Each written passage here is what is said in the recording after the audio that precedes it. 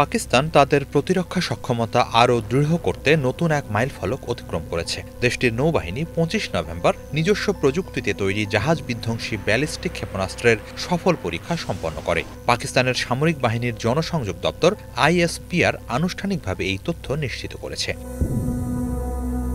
পাকিস্তানি সংবাদ মাধ্যম ডনের প্রতিবেদনে বলা হয়েছে, পরীক্ষাটি ছিল নৌযুদ্ধ সংক্রান্ত সক্ষমতা বৃদ্ধির অংশ, যা পাকিস্তানের সামরিক পরিকল্পনার এক গুরুত্বপূর্ণ অগ্রগতি হিসেবে বিবেচিত হচ্ছে।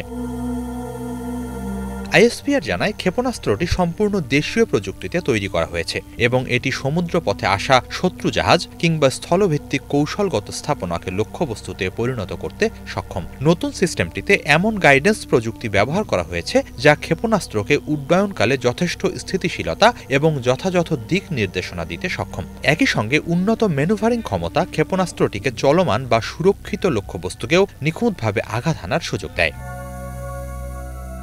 সামরিক বিশ্লেষকদের মতে এই ধরনের অস্ত্র সাধারণত নৌ অভিযান, সীমান্ত সুরক্ষা এবং সামুদ্রিক বাণিজ্য রুট রক্ষায় গুরুত্বপূর্ণ ভূমিকা রাখে। পাকিস্তান এই সক্ষমতা অর্জন করায় আঞ্চলিক নিরাপত্তায় নতুন মাত্রা যোগ হয়েছে বলে মনে করছেন অনেকে।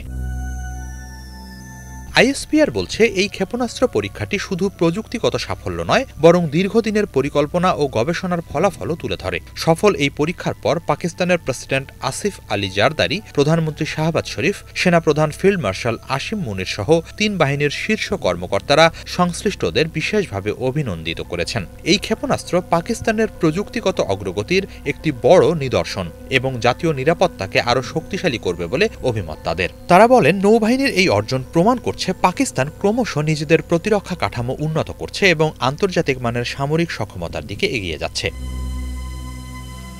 এর আগে এবছরের ৩০ সেপ্টেম্বর পাকিস্তান সেনাবাহিনী দেশীয় গবেষণায় তৈরি ৭৫০ কিলোমিটার পাল্লার ফাতেহ ৪ ক্রুজ ক্ষেপণাস্ত্রের পরীক্ষা চালায়। সে সময় ISPR জানিয়েছিল, ফাতেহ ৪ উন্নত নেভিগেশন ও এভিওনিক্স ব্যবস্থায় সজ্জিত, যা বিমান প্রতিরক্ষা ব্যবস্থা ফাঁকি দিয়ে লক্ষ্যবস্তুতে নির্ভুলভাবে আঘাত হানতে পারে। এ ধরনের পরপর দুটি সফল পরীক্ষাকে পাকিস্তানের প্রযুক্তিগত আত্মনির্ভরতার ধারাবাহিকতা হিসেবে দেখা হচ্ছে।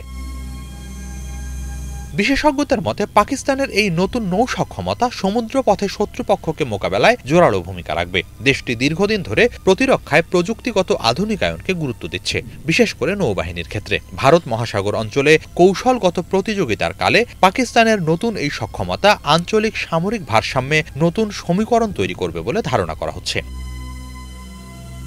এই পরীক্ষার মধ্য দিয়ে পাকিস্তান কার্যত দৃষ্টান্ত স্থাপন করেছে যে তারা সমুদ্রভিত্তিক আধুনিক অস্ত্র ব্যবস্থায় স্বয়ংসম্পূর্ণ হওয়ার পথে দ্রুত অগ্রসর হচ্ছে। ISPR আশা প্রকাশ করেছে, ভবিষ্যতে এই শ্রেণীর ক্ষেপণাস্ত্র পাকিস্তানের নৌ প্রতিরক্ষার অন্যতম মূল ভিত্তি হয়ে দাঁড়াবে।